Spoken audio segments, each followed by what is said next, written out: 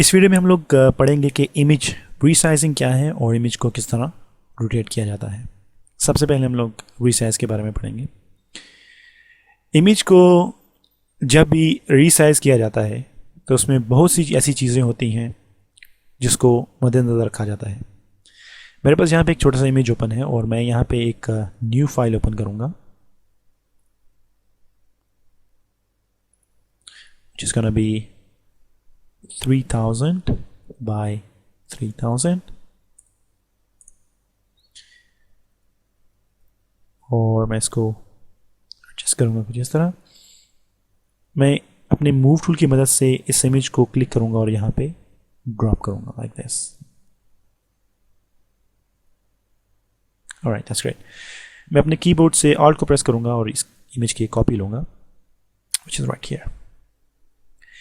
अगर मुझे इस इमेज को रीसाइज करना है तो मुझे इस पर वही कानून अप्लाई करने पड़ेंगे जो कि हम लोग रेक्टेंगल मार्की टूल की सिलेक्शन लेते हुए करते हैं, जो कि हम लोग रेक्टेंगल शेप लेते हुए करते हैं।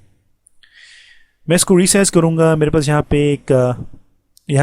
पे ट्रांसफॉर्म कंट्रोलर्स हैं। मैं इसको क्लिक करूँगा और इसको रीसाइज कर सकता हूँ लाइक दिस।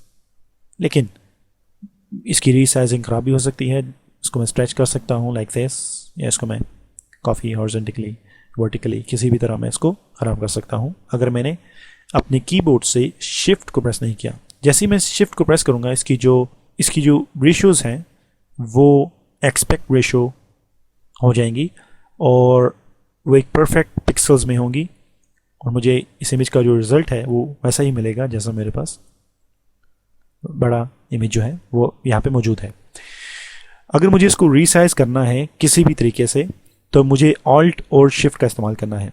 अगर मुझे इसको इस तरह रीसाइज करना है कि मैं यहाँ से इस कोने से इसको पकड़ूं और मैं इन चारों कोनों को एक ही तरह सेंटर में लेके आऊँ तो मैं शिफ्ट और ऑल्ट को दोनों को प्रेस करूँगा और मैं इसको ऐसे रीसाइज करूँगा एंड मैं प्रेस एंटर टू कंफर्म कि मेरी जो रीसाइजिंग है वो इसी तरह ही है और मैं इसको कंफर्म करूँगा कंट्रोल Z।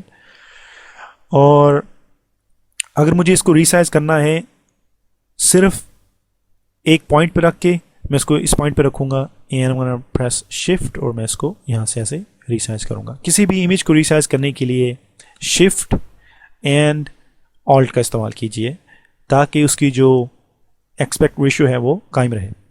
अब अगर मैं इसको दोबारा रीसाइज करूँगा by pressing shift and press enter, इसकी जो पिक्सल्स हैं वो ख़राब हो चुके हैं और मैं अगर इसको 2-3 दफ़ा रीसाइज करूँगा तो कुछ ही देर में ये जो इमेज है ये अपनी असली खूबसूरती है उसको खो देगा। इस इमेज की जो क्वालिटी है वो किसी भी वक्त जितना मर्ज़ी आप इसको रीसाइज करेंगे वो किस तरह कायम रहेगी उसके बारे में हम लोग स्मार्ट ऑब्जेक्ट्स की वीडियोस में पढ़ेंगे कि वो क्या है और उसका इस्तेमाल किस तरह किया जाता है। लेकिन ये इमेज रीसाइजिंग है। आप लोग जब भी इमेज को रीसाइज करेंगे उसके लिए आप लोग शिफ्ट एंड ऑल्ट का इस्तेमाल करेंगे। ये वो इमेज रीसाइजिंग है जो कि हम लोग एक सेपरेट फाइल के अंदर करते हैं। मेरे पास यहाँ पे ये फाइल ओपन है और मुझे इसका एक स्पेसिफिक साइज़ दिया जाता है। मैं देखना चाहता हूँ कि इस इमेज का क्या साइज़ है। उसके लिए मैं मेन मेन्यू में से इमेज और इमेज साइज़ पे क्लिक करूँगा तो मेरे पास 360 बाय 360 पिक्सल्स का ये इमेज है और इसकी जो 5 इंचेस हैं वो इसका डॉक्यूमेंट साइज़ है और रेजोल्यूशन इसकी जो है वो 72 है। अब अगर मैं इसको रीसाइज करना चाहता हूँ और मुझे ये इमेज जो है वो 400 विड्थ में चाहिए, मुझे इसकी हाइट का इल्म नहीं है कि इसकी हाइट क्या है, तो मैं यहाँ पे विड्थ में 400 टाइप करूँगा तो ऑटोमेटिकली इसकी जो हाइट है वो 400 होगी है। और अगर मुझे इसकी विड्थ चाहिए 342 तो इसकी जो विड्थ है और हाइट है वो ऑटोमेटिकली 342 होगी है। अब कुछ इमेजेस ऐसे हैं जिनकी अगर आप विड्थ चेंज करेंगे तो उनकी हाइट भी चेंज होगी टोटली। ऑलराइट, मेरे पास यहाँ पे एक क्लॉक इमेज है और मैं इसका जो इमेज साइज है उसको देखूंगा। Now I need this image into 500 width. अब मज़े की बात यह है कि इसको किस तरह पता चला है कि यहाँ पे मुझे हाइट 375 मिलेगी। आई एम गोना प्रेस ओके। ये जो इमेज है इसकी जो एक्सपेक्ट रेशियो है, इसके जो पिक्सल्स हैं वो परफेक्ट एक्सपेक्ट रेशियो में है, ये परफेक्ट स्क्वायर में है। मैं कंट्रोल Z करूंगा, image and image size again. ये इमेज साइज है, इमेज को रीसाइज करने के लिए हम लोग इसका इस्तेमाल करेंगे। अब मैं यहाँ पे मेरे पास कुछ ऑप्शंस हैं जिनका मैं इस्तेमाल कर सकता हूँ। मेरे पास यहाँ पे एक ऑप्शन है कांस्टेंट प्रोपोर्शन, और मैं इसको अनचेक करूँगा और आप लोग देखेंगे कि यहाँ पे आपको चेंज नज़र आएगा। ये एक ब्रैकेट की तरह है, बड़ी ब्रैकेट जो कि हम लोग अलजेब्रा में इस्तेमाल करते हैं, और उसके साथ चेन का निशान है। इसका मतलब है कि इसकी विड्थ और इसकी हाइट दोनों ज्वाइंट हैं यूजिंग दिस चेन साइन। जब भी मैं इसकी विड्थ में या इसकी हाइट में या इसकी विड्थ में चेंज करूँगा तो ऑटोमेटिकली वो इस ज्वाइंट की मदद से इसकी हाइट में अगर मैं चेंज करूँगा तो इसकी विड्थ वो एडजस्ट कर देगा, और अगर मैं इसकी विड्थ में चेंज करूँगा तो इसकी हाइट एडजस्ट करेगा। लेकिन अगर मैं इस ऑप्शन को अनचेक करूँगा कॉन्स्ट्रेंट प्रोपोर्शन, तो अब वो इसको ऑटो डिटेक्ट नहीं करेगा, और मैं अगर इसकी जो विड्थ है उसको 400 करूँगा तो आप देखेंगे कि इसकी विड्थ जो है वो सेम है। And I am gonna press okay and this image is dead. Control Z। Image को रीसाइज करने के लिए हम लोग मेन मेन्यू में से इमेज और इमेज साइज का इस्तेमाल करेंगे, और मेक श्योर कि आपका जो सेकंड ऑप्शन है कॉन्स्ट्रेंट प्रोपोर्शन ये चेक है, स्केल स्टाइल्स जो हैं वो चेक है, and then you guys can do resizing. अगर आपको इमेज परफेक्ट एक्सपेक्ट रेशियो में चाहिए और इसकी जो पिक्सल्स हैं आपको क्लियर और फाइन चाहिए तो हम लोग सेकेंड ऑप्शन जो हमारे पास यहाँ पे मौजूद है इसका इस्तेमाल करेंगे।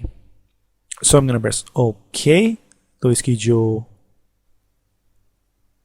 क्वालिटी है वो बरकरार रहेगी, and we guys can use this image resize करने के लिए हम लोग इमेज एंड इमेज साइज में जाएंगे और उसको रीसाइज करेंगे किसी भी इमेज को। अगर आपके पास एक बहुत बड़ा इमेज है जैसे 4000 बाई 500, 4000 बाई 5000, तो आप लोग उसको भी इसी तरह रीसाइज करेंगे और उसको 500 उसकी विड्थ करेंगे तो ऑटोमेटिकली उसकी हाइट आपके सामने आ जाएगी और आप उसको रीसाइज कर लेंगे।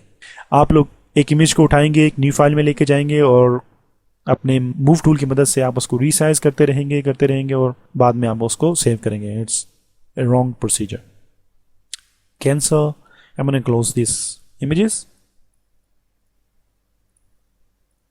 ये तो हम लोगों ने इमेज रीसाइजिंग के बारे में पढ़ा है कि जब आप उसको सेपरेट लेयर के अंदर रीसाइज करेंगे तो शिफ्ट और ऑल्ट का इस्तेमाल करेंगे। अगर आप उसी इमेज को रीसाइज करना चाहते हैं उसकी जो विड्थ एंड हाइट है तो आप लोग इमेज और इमेज साइज जो है उसका इस्तेमाल करेंगे। अब हम लोग बात करेंगे इमेज रोटेट के बारे में। मैं यहाँ पे मेन मेन्यू में इमेज पे जाऊँगा और मेरे पास यहाँ पे रोटेट कैनवस है। इमेज को रोटेट करने का क्या तरीका है? सबसे पहले एक न्यू फाइल लीजिए and I am gonna take 3000 by 3000 और मैं हमारे पास ये जो पेन का इमेज है इसको मैं यहाँ पे मूव करूँगा और सबसे पहले हम इसको सेपरेट लेयर के अंदर इसकी जो रोटेट है उसको देखेंगे। हमारे पास मूव टूल में जब हम लोगों ने मूव टूल पढ़ा है तो हम लोगों ने वहाँ पे ये बात भी देखिएगा, हम लोग अगर किसी भी ट्रांसफॉर्म कंट्रोलर के ऊपर माउस लेके जाएंगे, थोड़ा सा ऊपर करेंगे तो हमारे पास एक राउंडेड डबल हेड एरो आएगा।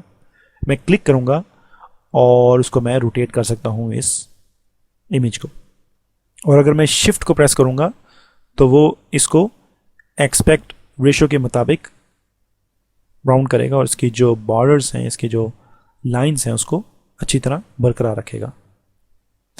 So you can use shift और इसकी जो बॉर्डर है, इसकी जो लाइंस हैं उसको बरकरार रखेगा। अगर मैं शिफ्ट का इस्तेमाल नहीं करता and I am gonna do something like this,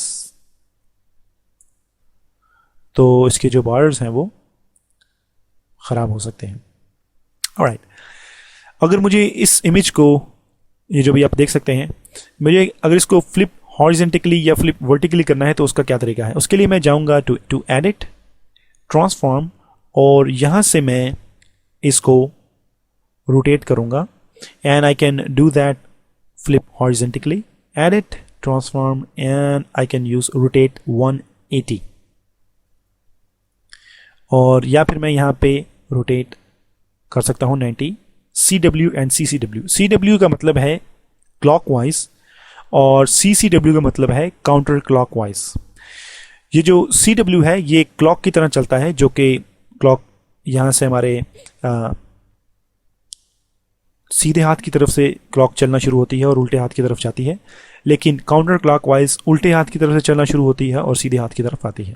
so we will see transform and rotate clockwise. तो ये जो इमेज है ये इस तरफ यहाँ पे नीचे रोटेट होगा like this, Control Z, और I'm gonna do this counter clockwise and like this.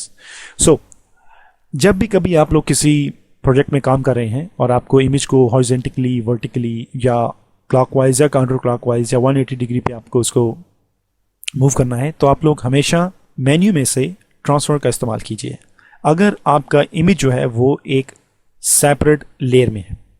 अगर मैं इस इमेज की बात करता हूं जो कि लॉक है और मैं यहाँ पे एडिट में क्लिक करता हूं, तो मेरे पास ट्रांसफॉर्म का जो ऑप्शन है ये काम नहीं करता, क्योंकि इसके लिए मैं इमेज में काम कर रहा हूं। ये हमारी लेयर है और ये जो है हमारा इमेज है। So I am gonna use image rotate, और यहाँ पे मेरे पास वही ऑप्शन अवेलेबल हैं जो कि मेरे पास एडिट ट्रांसफॉर्म में अवेलेबल थे जो मैं लेयर में काम कर रहा था। So I can use 90 degree clockwise and I can use 90 degree counter clockwise, या फिर इसको मैं एक रोटेट कैनवस दे सकता हूं लाइक 56 काउंटर क्लॉकवाइज, जो कि यहां से शुरू होगा like this. So I can do this. तो ऑटोमेटिकली इसको रिसाइज करेगा और इसका जो रोटेट है उसको एडजस्ट करेगा, और आप अपनी इमेज को परफेक्टली रोटेट करके परफेक्टली उसका साइज लेके आप उसको यूज कर सकते हैं इनटू योर प्रोजेक्ट्स। कभी भी ये कोशिश ना कीजिए कि उसको स्ट्रेच करेंगे, उसको रिसाइज करने के लिए उसको स्ट्रेच करेंगे और शिफ्ट का इस्तेमाल नहीं करेंगे, उसको रोटेट करेंगे और ब्ला ब्ला ब्ला, तो आपका जो इमेज है उसकी क्वालिटी और ख़राब होती जाएगी। आप उसको परफेक्टली रोटेट करें, परफेक्टली उसको रिसाइज करें और उसका इस्तेमाल करें अपने किसी भी प्रोजेक्ट में। सो इन दिस वीडियो हम लोगों ने इमेज को रोटेट करने और उसको रिसाइज करने के बारे में पढ़ा है, और लेयर के अंदर जो हमारी लेयर्स, सेपरेट लेयर्स हैं, उसके अंदर इमेजेस हैं, उसको हम लोगों ने पढ़ा है, उसको किस तरह रिसाइज करते हैं, उसके तरह उसको रोटेट कर सकते हैं। इस इमेज की जो पिक्सल्स हम लोगों ने देखे थे ख़राब हुए थे, उसको ठीक करने के लिए हम लोगों ने एक सेपरेट ट्यूटोरियल बनाया है which is smart object tutorial. मैं प्रेफर करूँगा कि आप लोग उसको एक बार देखिए और आप लोगों को स्मार्ट ऑब्जेक्ट्स के बारे में इंफॉर्मेशन मिलेगी कि वो क्या हैं और उनका इस्तेमाल किस तरह किया जा सकता है।